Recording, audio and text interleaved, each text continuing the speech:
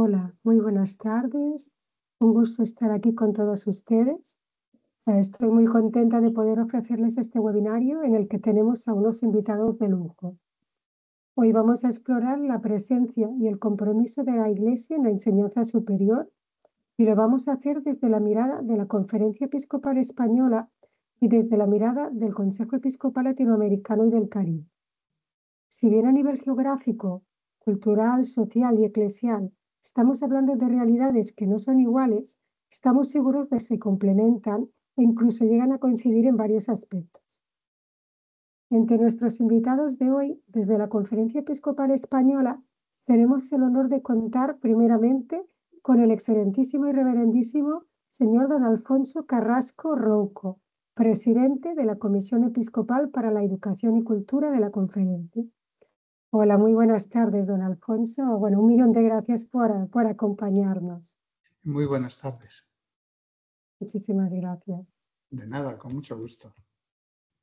Pues tenemos igualmente con nosotros al doctor Antonio Roura Javier, director del Secretariado de la Comisión Episcopal para la Educación y Cultura de la Conferencia. Lo mismo digo, doctor Roura, bueno, reitero mis agradecimientos por el tiempo que nos va a dedicar y aprovecho también para felicitarle, ¿no?, por su nuevo cargo al frente del secretariado. Pues nada, muchas gracias y nada, encantado de participar, cómo no. Y bueno, la tercera integrante por el lado español, pues es nuestra querida doctora Raquel Pérez San Juan, que estuvo dirigiendo el secretariado de la Comisión Episcopal para la Educación y Cultura de la Conferencia hasta hace muy poco, ¿no? Y con quien hemos tenido la suerte de colaborar, bueno, durante numerosos años. Raquel, muchísimas gracias también de estar con nosotros, a pesar de que ya, bueno, ya has pasado, ¿no?, digamos, a otras labores, ¿no? Pero muchísimas gracias eso, ¿no?, siempre por tu motivación y tu compromiso. Muchísimas gracias a vosotros, Montserrat, y gracias por esta oportunidad de volver a reconectar también con la conferencia y con el excelente trabajo que en estos años, como he disfrutado de trabajar pues tanto en universidades como en educación. Muchísimas gracias. Perfecto, gracias Raquel.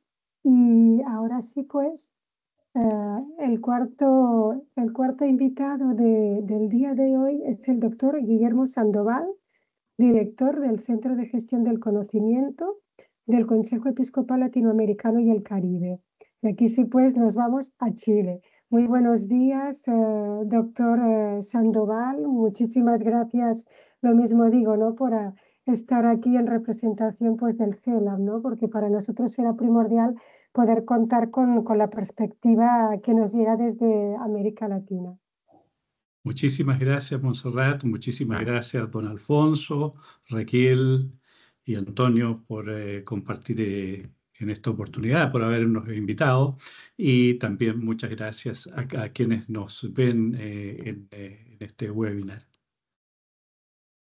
Perfecto, pues ahora que ya hemos hecho las presentaciones, como decía, de estos invitados de lujo, primeramente daremos paso a la intervención, pues, de la Conferencia Episcopal Española, que nos presentará el proceso de reflexión que se inició en octubre del 2023, en el que se propuso a toda la comunidad educativa de España recorrer juntos un camino de diálogo y de trabajo colaborativo. Ellos lo explicarán mucho mejor que yo, pero en todo caso, el objetivo de este proceso fue hacer visible la aportación específica de la Iglesia a los retos que plantea la educación en la era actual. Recordar aquí también que el proceso culminó con un gran congreso que se tituló La Iglesia en la Educación, Presencia y Compromiso, ¿no? En febrero de este año tuvo lugar este congreso y durante el mismo, pues, se acabaron de identificar una serie de desafíos prioritarios para el conjunto de universidades católicas españolas que a nosotros desde la Federación nos parecen muy interesantes porque hemos visto muchísimos cruces, ¿no?, con los desafíos que enfrentan universidades católicas igualmente de otros países y continentes. Adelante, pues, ya no me entretengo más, la palabra es suya. Pues buenas tardes. me han pedido que comenzase describiendo brevemente el contexto y la razón de ser del Congreso para que después tanto Antonio como Raquel pudiesen explicar mejor el proceso participativo como tal, que es un bien en sí mismo, ha sido un bien en sí mismo, como también presentar un poquito los resultados, los desafíos que hemos descubierto o que hemos constatado al final del Congreso. La realización del Congreso fue efectivamente el punto culminante de un trabajo en el cual nos encontramos a tener que hablar de educación, de resolver grandes problemas educativos en España, debido a, la ocasión fue la aprobación de una nueva ley educativa llamada LOMLOE, que nos obligó a todos a retomar el tema, digamos así, desde sus raíces. Era una ley que en algunos aspectos sentíamos no homogénea con nuestros intereses de fondo, y eso provocó reflexión, diálogo y trabajo especialmente. Fue como un desafío. Pero un desafío al que no podíamos escaparnos porque teníamos que dar respuestas concretas a problemas concretos. Y fue bueno, en el fondo, tener que confrontarse así con la realidad. Una de las conclusiones que sacamos dos conclusiones que confluyeron en el Congreso. La primera conclusión que sacamos fue que esta cercanía con la realidad de la educación en España era imprescindible. Y que, por tanto, lo que podríamos decir, los cauces de participación y de diálogo eran una opción primaria y necesaria, prioritaria. No veíamos sensato ni razonable plantear simplemente desde los secretariados, desde la Comisión de Educación, pues una reflexión nuestra en oposición a otras reflexiones. Nos parecía que esto era de poca utilidad y que era mucho más necesario entrar seriamente a las exigencias de lo que estaba siendo la educación en nuestro país y, por tanto, contactar, dar espacio, escuchar y dialogar a los protagonistas reales. Bueno, nosotros decidimos ir afrontando los temas que en realidad comenzaron por la clase de religión en las enseñanzas medias. Decidimos afrontar estos temas y afrontarlos de modo participativo, abierto a toda la comunidad educativa. Esta fue una primera opción que hicimos por una inteligencia mínima, no diría yo ni siquiera muy gran inteligencia, pero sí nos pareció que veíamos esto y se reveló más fecundo de lo que pensábamos, más útil y más necesario de lo que podría parecer a una primera consideración. Y la segunda constatación que hicimos es que necesitábamos efectivamente hablar mucho más entre nosotros para saber explicitar lo específico de nuestra propuesta cristiana en el mundo de la educación. Y que lo necesitábamos nosotros mismos para entendernos mejor, que lo necesitábamos para vivir nuestra identidad, nuestra misión mejor, pero que también lo necesitábamos para que el diálogo fuera real de los unos con los otros y no se limitase pues, a compartir pragmáticamente algunos recursos digamos, técnicos, que el diálogo nos pedía ir un poquito más allá. Y luego también que era necesario que pudiéramos nosotros decir públicamente en nuestra sociedad, abrirnos a un diálogo en el que teníamos que poder decir una palabra propia. Y la urgencia de elaborar, de expresar esta palabra nos parecía grande. El debate en nuestra sociedad era fuerte, nosotros manteníamos nuestras posiciones, pero era como si sintiésemos la urgencia de hacerlas más elocuentes, de decirlas mejor, y que esto no lo podíamos hacer solos, sino que tendría que surgir desde el inmenso campo de la experiencia educativa de la Iglesia en España. Que lo contrario sería una equivocación, sería al final artificial y poner como desde fuera pues eso, un marco en vez de permitir que la razón, la palabra, surgiese desde la experiencia educativa. Y entonces, bueno, después de diversas conversaciones decidimos el congreso, que se caracterizaba por querer hablar de la presencia de la Iglesia en la educación. Es presencia y compromiso, era el título entero. Y la Iglesia en educación, presencia y compromiso. Puede parecer, de nuevo, una banalidad. Depende de si de verdad tomas en serio las palabras y los desafíos y la realidad. La Iglesia en la educación en España es una realidad enorme.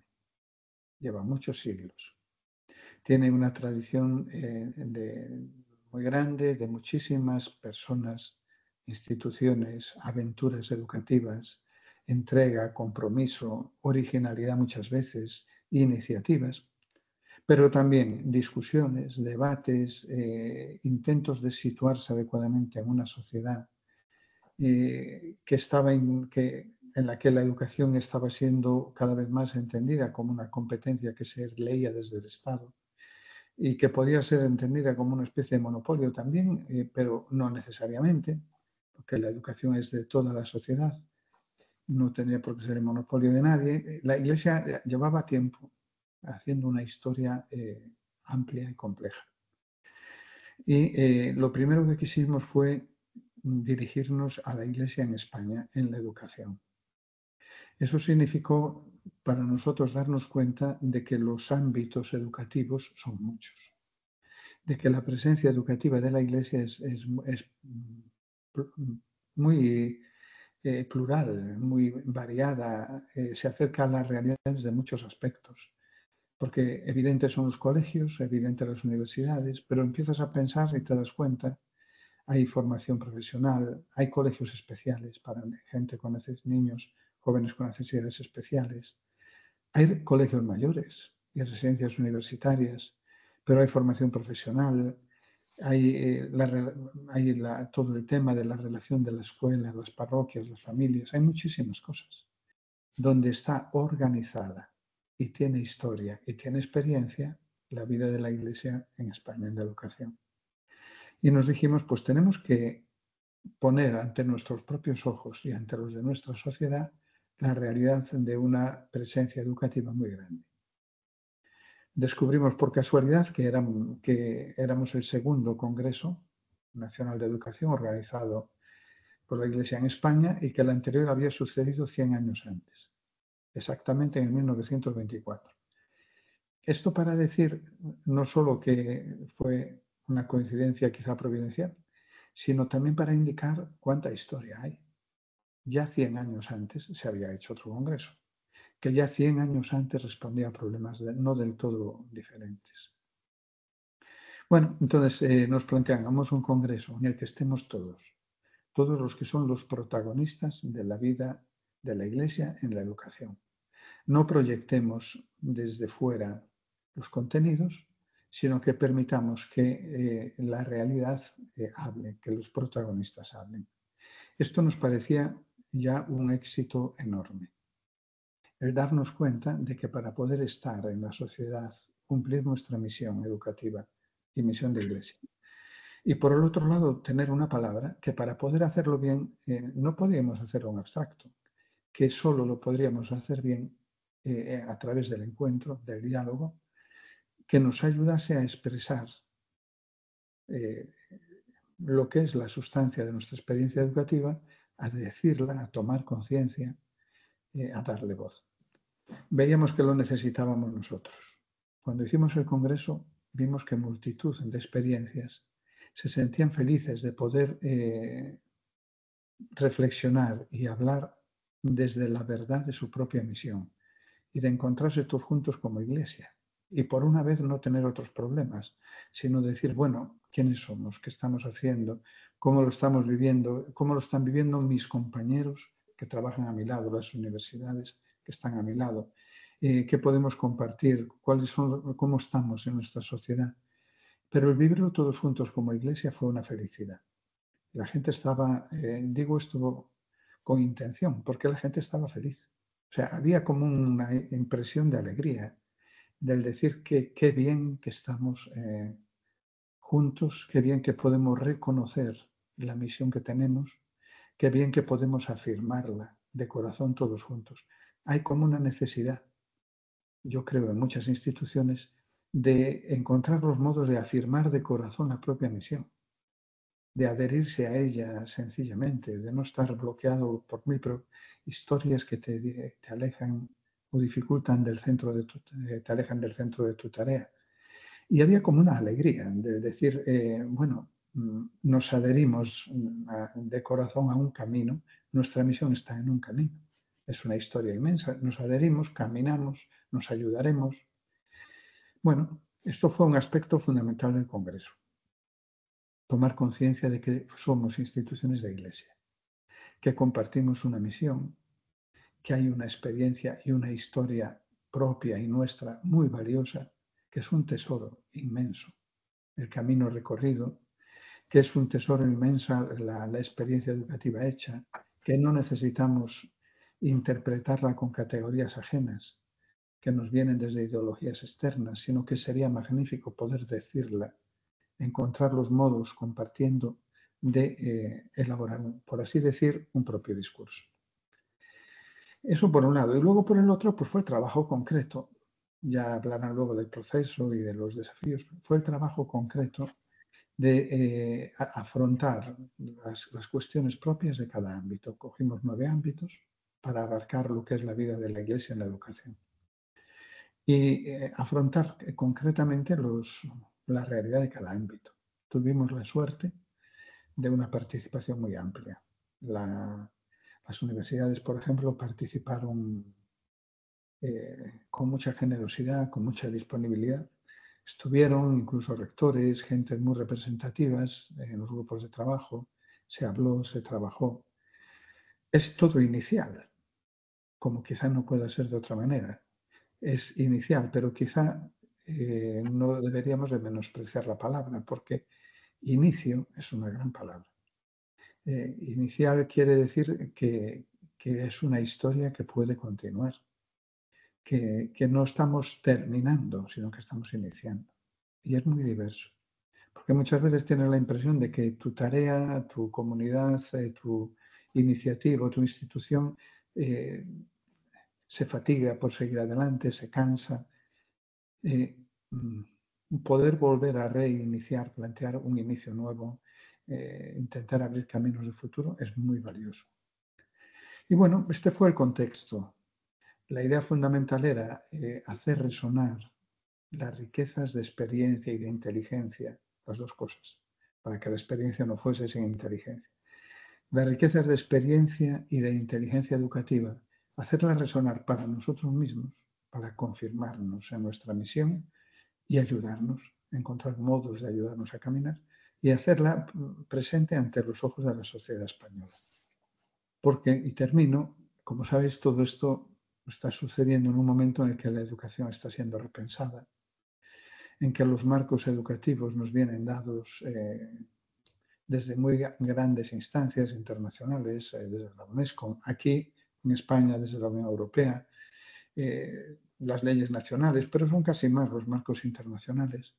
Mientras el Papa nos pide hagamos un pacto educativo diverso, que pone en el centro otras cosas, que manifiesta una experiencia educativa original, que puede ser un enriquecimiento, que puede ser necesario para nuestra sociedad.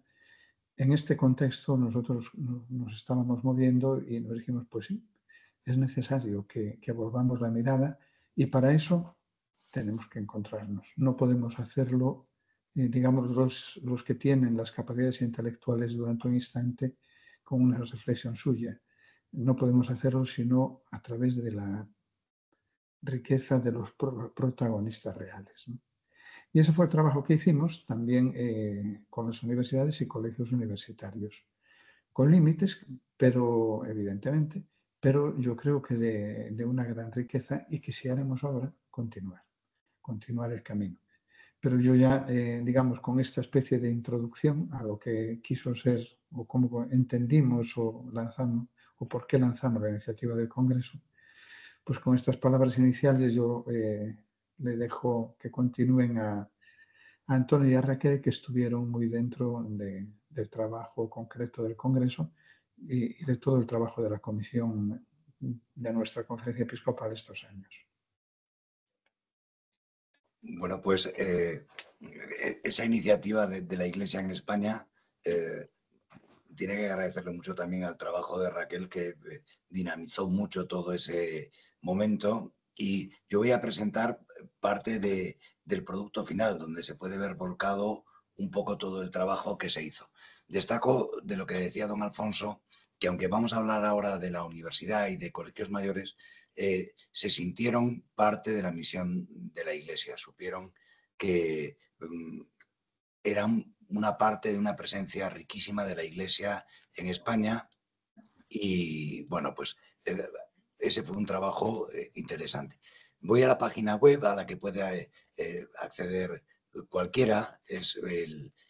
La web es Hacia el Congreso 2024, educacionycultura.es, y ahí se ve, aparte de una primera parte más protocolaria de mensaje del Papa, de saludos, de palabras de clausura, etcétera, se ve cada uno de los 9 paneles a los que se refería don Alfonso.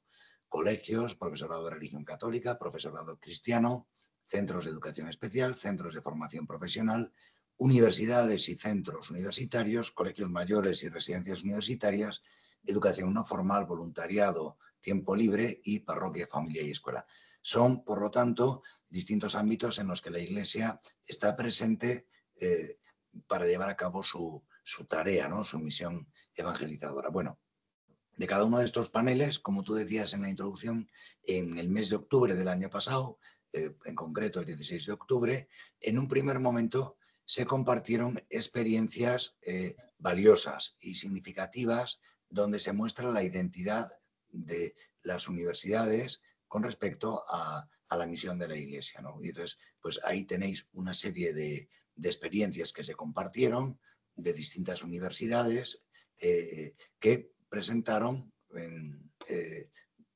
brevemente una serie de actividades que tenían que ver, pues eso, con el trabajo en red, con la presencia y la apertura de la teología, con la acción tutorial, con la responsabilidad social universitaria y con las universidades del pensamiento cristiano. En ese vídeo de YouTube podéis ver todas las presentaciones. En la jornada de febrero, participando con todos, en un grupo que rondó los 200 entre universidades y residencias y colegios mayores, se fue trabajando en la recogida de lo que se había enviado durante el proceso participativo, reconociendo como desafíos a los que se tenía que enfrentar las universidades y centros universitarios.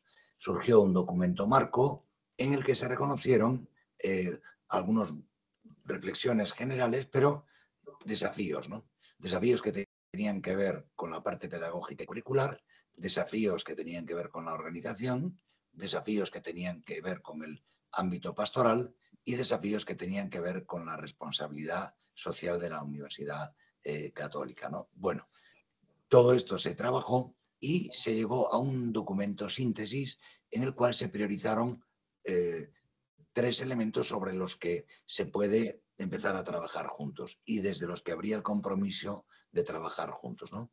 Son estos 3 que se destacan en esta síntesis, no los voy a referir ahora, pero sí que estoy animando con ello a que podáis verlos, leerlo y trabajarlo, ¿no?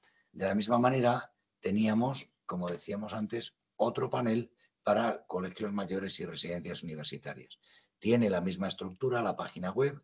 Hubo esta vez un 18 de octubre en Santiago de Compostela, en un día de lluvia que recuerdo perfectamente, una serie de experiencias, de prácticas de colegios y residencias, pues de construyendo juntos con carismas diversos, formar a líderes que sirven, trabajo compartido en pastoral. Se presentaron experiencias, podéis leerlas o ver el vídeo de YouTube donde están. Y de la misma manera, como parte de un todo, en febrero, en el Congreso, se trabajó sobre un documento marco en el que, aparte de una serie de reflexiones que iban a servir para el pensamiento, se sacaron desafíos compartidos.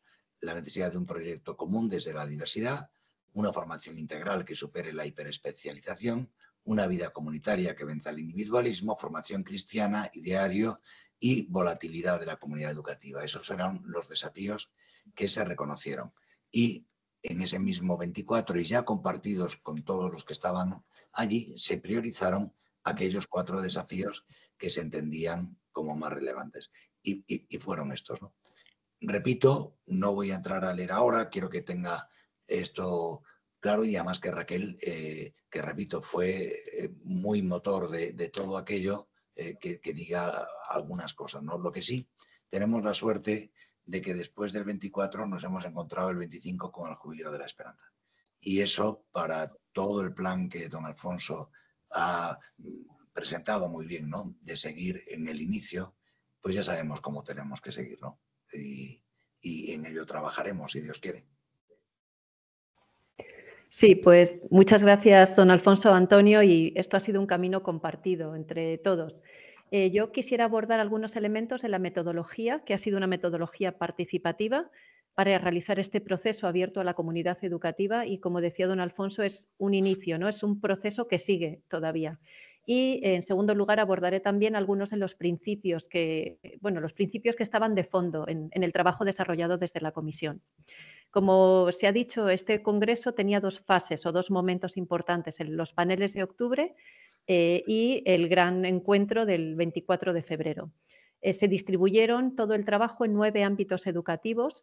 En este momento hemos subrayado universidad y colegios mayores y residencias universitarias por esta convocatoria, pero como decía don Alfonso, intentamos abarcar un amplio, todo el abanico de presencias educativas, tanto formales como no formales. Esto es importante porque es verdad que hay todo un mundo ahí de trabajo no formal, de voluntariado, de cantidad de agentes que están formando, que están siendo educación, iglesia en la educación, y que, bueno, pues que a veces cuando estamos en educación formal tendemos a no recuperar, ¿no? En los paneles de octubre, la metodología participativa se traduce fundamentalmente en lo que ha comentado Antonio y don Alfonso, en la escucha. La escucha de las 71 experiencias que se presentaron en esos paneles a lo largo de todo el mes de octubre y que quedaron recogidas tanto en un PDF como en vídeo. Todo esto se puede visualizar en la página. Pero además, en ese mes de octubre y desde octubre hasta el mes de diciembre, se abrió online unos formularios para que cualquier persona de la comunidad educativa pudiera aportar, por supuesto, al panel en el que está directamente involucrada, pero también a otros paneles o a otros ámbitos educativos. Ahí se preguntaba por otras experiencias, es decir, cualquier persona podía aportar su experiencia, una experiencia. Y también se preguntaba en otro formulario distinto por qué desafíos veía, sociales, culturales, educativos, eclesiales, de todo tipo, y también pues una especie de DAFO, ¿no? Qué oportunidades, qué amenazas, qué fortalezas, qué debilidades percibía en ese ámbito educativo. Todo este material se recogió, se trabajó sobre él.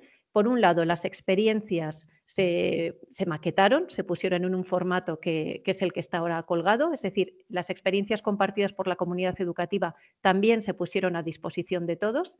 Y, por otro lado, se hizo una síntesis de aquella reflexión recibida. Para ello se hizo a través de unos equipos motor que en total estaban implicadas más de 50 personas. Cada panel o cada ámbito educativo tenía su equipo motor, estaba constituido por unas 4 a 11 personas, de hecho, universidades fue de los equipos motores en los que colaboró más personas, estaban hasta 11 personas estuvieron en universidades, y lo que se les pidió fue recoger toda la documentación, toda la reflexión recibida y también desde su propia reflexión poder hacer esa síntesis o documento marco que nos ha presentado ahora Antonio. En el Congreso del 24 de febrero, esta jornada, seguimos a la escucha, es decir, arrastramos la escucha de la comunidad educativa e incorporamos nuevas escuchas con 25 ponentes que fueron invitados. Entre ellos agradecemos a la doctora Montserrat Alom, que vino en representación de FIUC.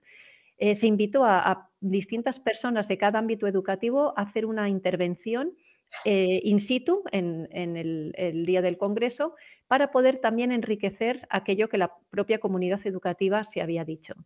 Y como señalaba Antonio, el trabajo en ese momento fue participativo, se hicieron dinámicas participativas en cada uno de los 9 ámbitos para poder llegar a esa síntesis de los desafíos que se percibían en aquel momento, ¿no? en febrero del 24. Y es el documento síntesis que nos ha presentado Antonio. Es decir, es un congreso que ha sido construido por toda la comunidad educativa con los aportes de los distintos expertos, de los distintos ponentes que han intervenido, tanto en el momento de las experiencias que fueron seleccionadas por también los equipos motores, como por los 25 ponentes invitados el día 24 de febrero en Madrid.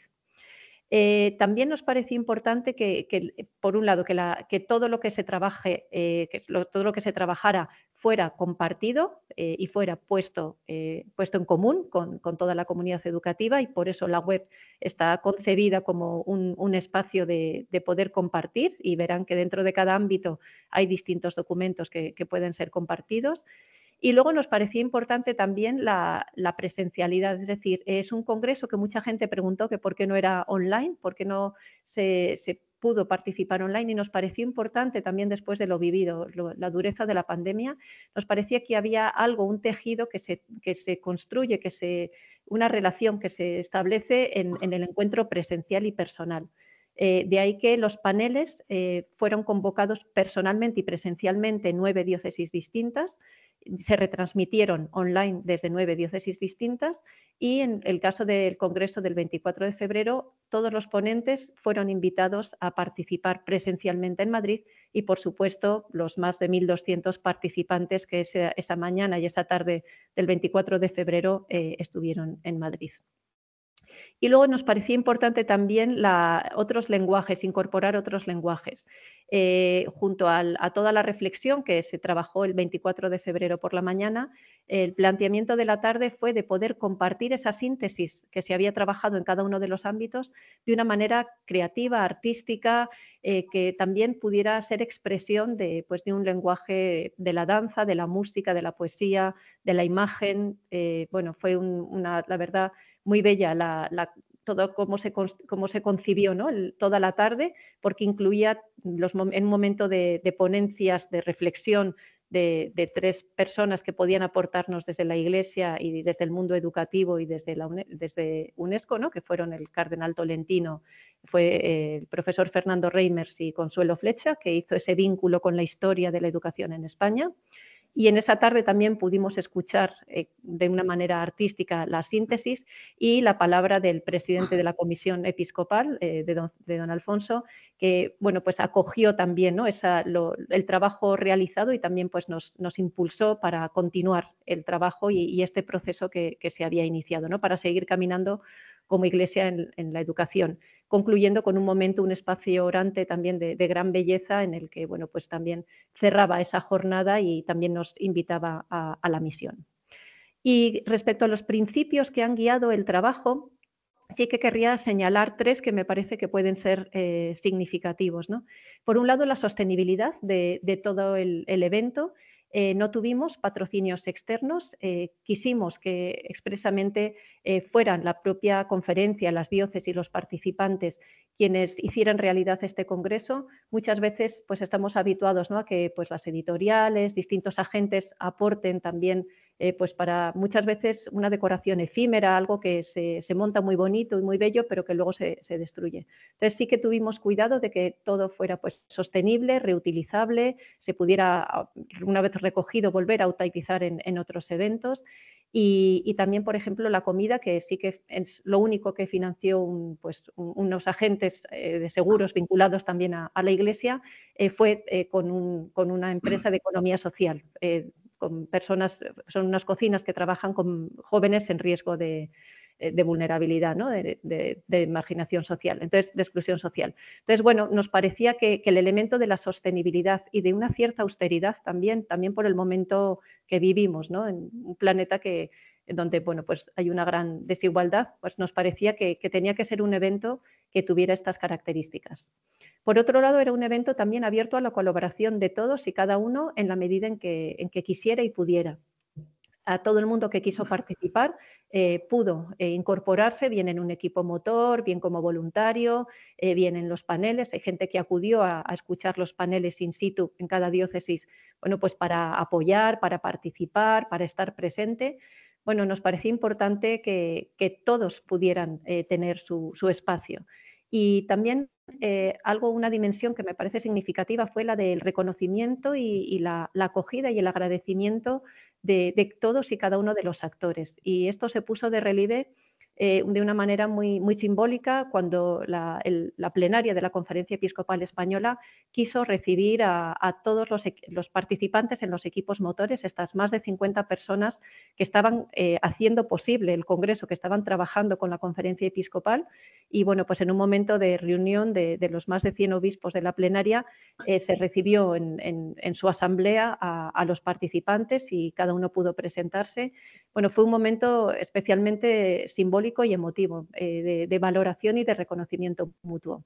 También la palabra que don Alfonso tuvo con los participantes una vez concluido el Congreso, se convocó a quienes habían colaborado de voluntarios, más de 50 voluntarios, y a los ponentes que estaban por Madrid. Y bueno, pues también simbólicamente compartimos pues algo de tomar y bueno, pues un vino, ¿no? El vino que es símbolo también de la alegría y de la fiesta y del trabajo compartido que pues don Alfonso quiso compartir también como un símbolo de agradecimiento y de gratitud. Y bueno, nos parece que, por lo menos sí que siempre hemos querido tener en cuenta esto, ¿no? El valorar y el agradecer a todas y cada uno de los agentes, de los protagonistas que han hecho posible el Congreso, porque ha sido una obra colectiva. Es un proceso que tiene sentido porque estamos todos implicados y nos implica a todos. Y finalmente, el sentido de proceso. Es otro de los principios que ha estado. Sabíamos que esto no había una agenda que algunos nos preguntaban, ¿no? Bueno, ya tendréis las conclusiones del Congreso. No, no había agenda previa. Es un Congreso que genuinamente nace de la escucha que la Conferencia Episcopal quiere hacer de la comunidad educativa. Es un proceso que se inicia pero que está en marcha. No hay una palabra final, una palabra definitiva, sino que seguimos construyendo y haciendo iglesia en la educación, pues ahora ya en cada uno en donde está, ¿no? Bien en las diócesis, en las provincias eclesiásticas, en las distintas regiones, en los distintos ámbitos educativos. Bueno, ahora ya toca creativamente ver cómo seguimos caminando juntos. Pero bueno, es un camino que no está cerrado, es un camino que está abierto y que también la propia Conferencia Episcopal pues, está viendo, ¿no? Cómo poder seguir caminando conjuntamente desde la competencia propia que tiene.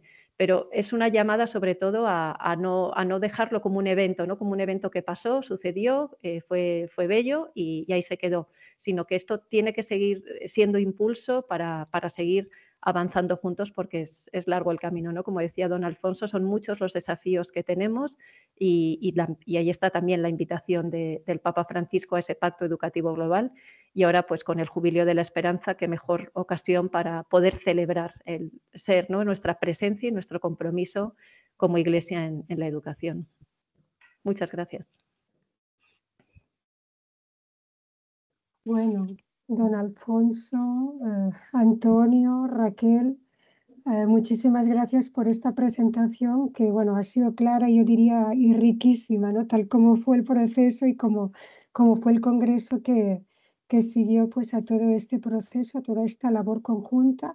Yo me acuerdo, ¿no? Como estaba comentando Raquel, que cuando estábamos en Madrid el mes de febrero, se insistía, ¿no? En esta idea de que no se trataba el congreso de un punto de llegada, sino de un punto de inicio, ¿no? Como un evento que tenía que marcar pues el inicio de este camino, ¿no? Que nos falta, ¿no? Ir recorriendo juntos y bueno, lo que comentabais, ¿no? Que queda todavía mucho por hacer, pero que bueno, que este proceso es muy esperanzador, ¿no? En el sentido en que permitió, digamos, reunir a distintas voces, ¿no? Que se encuentran en el seno de la Iglesia en España, ¿no? Permitió reunirlas, ¿no? Y de alguna manera, pues, hacer escuchar una única voz dentro de esta pluralidad. Yo así, en todo caso, pues lo entendí, ¿no? Por lo que se nos comentó durante el evento y por el trabajo pues, que se fue realizando, ¿no? Y creo que efectivamente bueno, es primordial, ¿no? Como nos recordaba también don Alfonso, el diálogo, ¿no? El estar a la escucha de los demás. Está claro que el Papa Francisco nos invita a ello, ¿no? Nos invita a esta cultura del encuentro y que esta cultura del encuentro pasa por este diálogo, esta posición de escuchar lo que el otro tiene que decir sin ningún a priori, sin querer imponer, sino escuchémonos y entendamos las distintas posiciones y eso nos permitirá pues entrar en un diálogo, ¿verdad? Que dará frutos esperanzadores, ¿no? Entonces yo creo que efectivamente, tal como se ha comentado aquí, es importantísimo, ¿no? Que se pueda realizar pues un trabajo conjunto de este tipo y creo que el ejemplo español, y no lo digo por ser yo española, pero que vamos, que es un ejemplo que puede ser fuente de inspiración, ¿no? Para otras conferencias episcopales. Y ya no voy a seguir hablando más porque ahora le toca el turno pues al doctor Guillermo Sandoval, ¿no? Quien compartirá con nosotros la mirada y experiencia del CELAM también en este ámbito, pero ya desde la perspectiva latinoamericana, ¿no? A ver pues qué es lo que el doctor Sandoval nos puede comentar acerca de la presencia y el compromiso de la Iglesia en relación con la educación en el subcontinente. Adelante, doctor. Muchas gracias, Montserrat. Una aclaración, no soy doctor, soy maestro simplemente. Quiero dar muy buenas tardes a todos quienes participan de este webinario. Y agradezco la oportunidad de reflexionar sobre el sentido del quehacer de las universidades católicas, teniendo como punto de partida los conceptos elaborados por los 1.200 participantes del Congreso sobre la presencia y el compromiso de la Iglesia en la educación, realizado en febrero de este año en Madrid. Me alegra mucho lo que dice Raquel sobre la celebración después del trabajo realizado. Bíblicamente siempre hay dos momentos de fiesta muy grandes asociados al trabajo, la siembra y la cosecha. De manera que no sé si allí había algo de siembra y algo de cosecha. Bueno, me piden una mirada que permita conversar entre la propuesta española y una visión desde el CELAM. Advirtiendo que me parece algo pretencioso que pueda reunir en una breve intervención una realidad tan amplia, agradezco la posibilidad de aportar algunas ideas. Me parece oportuno hacer memoria de lo dicho hace más de 10 años en el CELAM, en el seno de las reuniones del CELAM, por el entonces obispo auxiliar de Buenos Aires, Jorge Eduardo Lozano. Él decía que más del 75% de los liderazgos políticos de América Latina y el Caribe habían cursado al menos 12 años de estudios en establecimientos católicos, colegios y universidades. Mirar la realidad regional desde ese dato es impresionante y es cuestionador. Seguramente en el ámbito de la economía el porcentaje de personas que pasaron por los espacios católicos de formación académica son un porcentaje más alto. Bueno, Lozano mostraba luego la América Latina y el Caribe que teníamos. Los indicadores socioeconómicos no reflejaban exactamente una sociedad inspirada en los valores que promueve la Iglesia y su magisterio social. No, esos datos contrastaban con lo que ya había expresado Juan Pablo II en Ex Cor de Ecclesia, como resultado esperado de la formación universitaria católica. Decía Juan Pablo II, que los nuevos profesionales, entre comillas, iluminen y ordenen las realidades temporales, de modo que sin cesar se desarrollen y progresen y sean para gloria del Creador y del Redentor. El encargo de Juan Pablo II era promover un espíritu cristiano de servicio a los demás en la promoción de la justicia social, como algo que reviste especial importancia para cada universidad católica. Para ello están las herramientas, decía el Papa, que la Constitución Apostólica llama investigación, formación y comunicación, o que uno podría decirlo investigación, docencia y extensión. Además, precisa que en una universidad católica las actividades de investigación incluirán el estudio de los graves problemas contemporáneos, tales como la dignidad de la vida humana, la promoción de la justicia para todos, la calidad de la vida personal y familiar, la protección de la naturaleza, la búsqueda de la paz y la estabilidad política, una distribución más equitativa de los recursos del mundo y un nuevo ordenamiento económico y político que sirva mejor a la comunidad humana. Eso lo dice la Constitución Apostólica sobre la educación universitaria en su número 32. Por cierto, la docencia y la extensión han de ser coherentes con lo que arroja la investigación. Es preciso hacer de la formación académica y cultural un espacio vital que abraza la vida y que la interpela. Cabe preguntarse, al mirar la realidad latinoamericana y caribeña, si es esta la que ofrece gloria al Creador y al Redentor. O bien, si la Universidad Católica es efectivamente, como se señala en el número 2 del mismo documento, el signo vivo y prometedor de la fecundidad de la inteligencia cristiana en el corazón de la cultura. No me corresponde juzgar si las universidades han hecho su aporte o no. Cada comunidad universitaria hace ese análisis seguramente. Al respecto, es bueno recordar lo dicho por el rector emérito de Somer de la Universidad de Lovaina, quien invocó durante una visita del Papa Juan Pablo II lo que llamó la libertad de errar. A su vez, el actual rector, Luc Sels, agregó hace una semana ante el Papa Francisco ahora que los conocimientos que nuestros científicos van adquiriendo poco a poco se sitúan a menudo en la zona gris del saber y el no saber. Se forman a sabiendas de que aún no lo saben todo y que, desde luego, no saben nada definitivo. Esta laboriosa búsqueda de una verdad parcial y provisional va acompañada a veces de suposiciones que resultan ser falsas y de descubrimientos que a veces dan lugar a malentendidos. Hay razones, por tanto, para mirar la historia con misericordia. Sin embargo, podemos y debemos observar si hemos logrado incidir en la sociedad.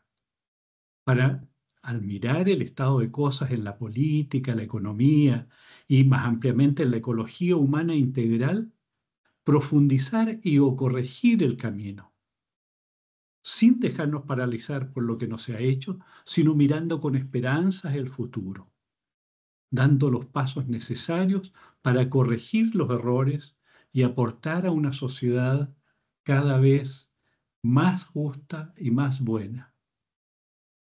Entiendo en esa línea las preocupaciones planteadas como retos para las universidades católicas durante el Congreso de febrero.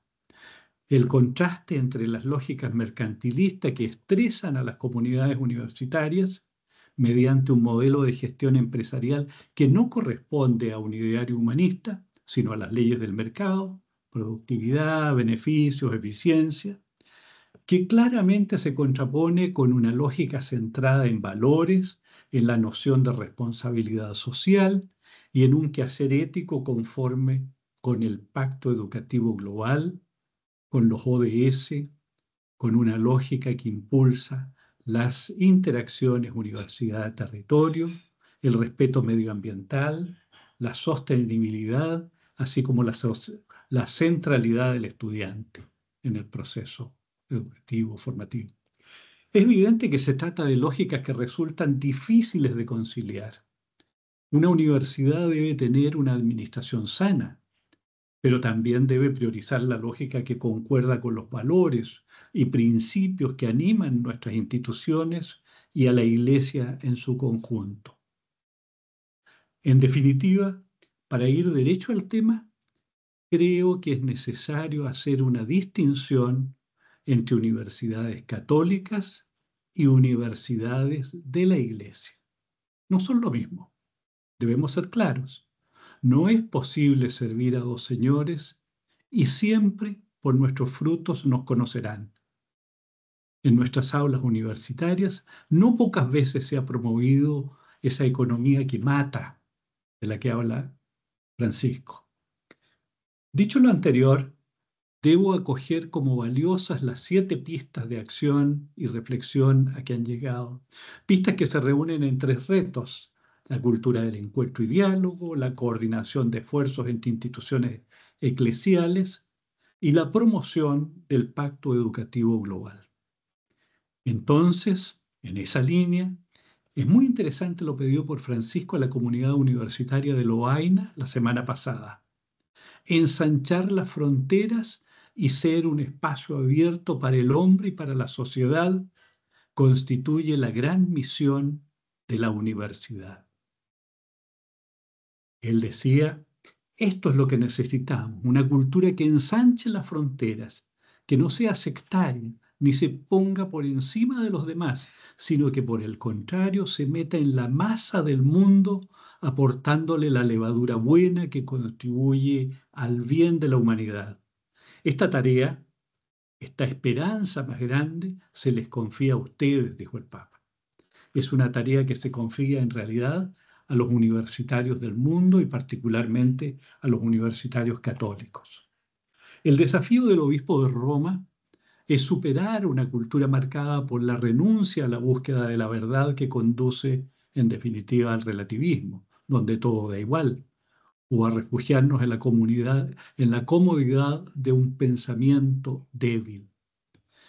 Mientras, por otra parte, cuando se habla de la verdad en contextos universitarios y también en otros ámbitos, se cae muchas veces en una actitud racionalista, según la cual solo se puede considerar verdadero aquello que podemos medir o experimentar. Es necesario volver a preguntarnos: ¿por qué existo? ¿Qué sentido tiene mi vida? ¿Cuál es el objetivo final y la última meta de este viaje?, dice el Papa. Y encontrar la llave para comprender la esencia del hombre, según dice Guardini. Mientras tanto, seguimos viviendo nuestra realidad, para el caso nuestro, realidad latinoamericana y caribeña. Nuestro Centro de Gestión del Conocimiento en el CELAM, que me honro en dirigir, cuenta con un observatorio socioantropológico y pastoral, y anualmente entregamos un informe en el que se da cuenta de la realidad de esta región.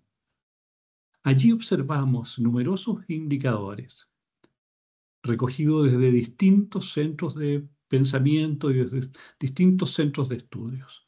Algunos nos dicen que crecemos, que somos un subcontinente con muchas riquezas naturales, con hermosos paisajes, pero también otros donde nos dicen que unos pocos tienen mucho y muchos tienen poco.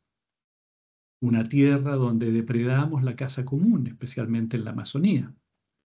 Todo nos indica que hacen falta las universidades católicas más que las universidades de la Iglesia.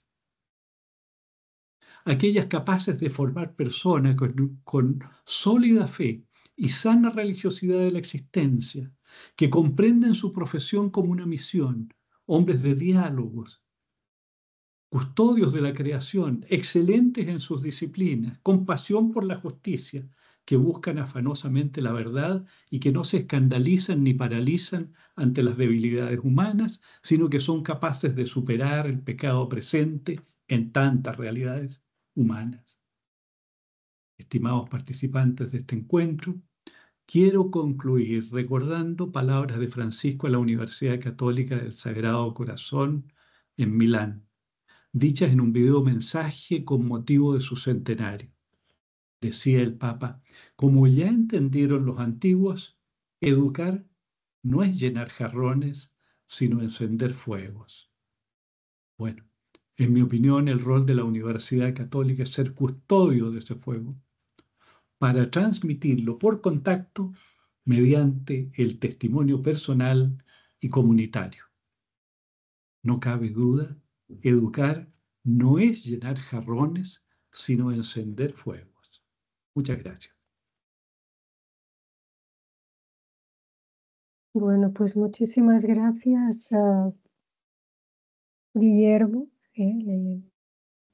iba a decir doctor Guillermo Sandoval, lo dejamos en Guillermo, pero en todo caso, pues eso, muy agradecida porque efectivamente su perspectiva creo que ha sido muy complementaria, ¿no?, de lo que se ha venido diciendo por parte de la Conferencia Episcopal Española y bueno, nos ha permitido pues evocar, ¿no?, una serie de aspectos que son, vamos, que son claves, ¿no?, para las universidades católicas de hoy en día, ¿no? Y que efectivamente frente a esas lógicas mercantilistas que son tan contrarias que van hacia la dirección opuesta, pues a veces, ¿no?, las universidades tienen tendencia a olvidar. Entonces, todo lo que tiene que ver con los valores, la búsqueda de la verdad, la reflexividad, conciencia crítica, en fin, son aspectos fundamentales, pero evidentemente la intervención ha sido riquísima, entonces sería imposible aquí resumir, simplemente eso, agradecer enormemente el habernos aportado esta mirada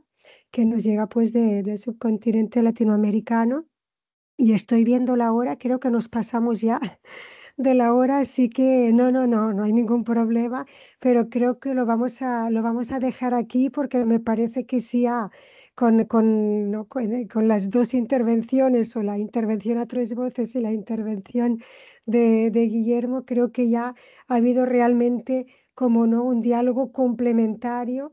Entonces, yo creo que cerramos el webinario de hoy y nada, pues reiterar mis agradecimientos por la presencia de todos ustedes.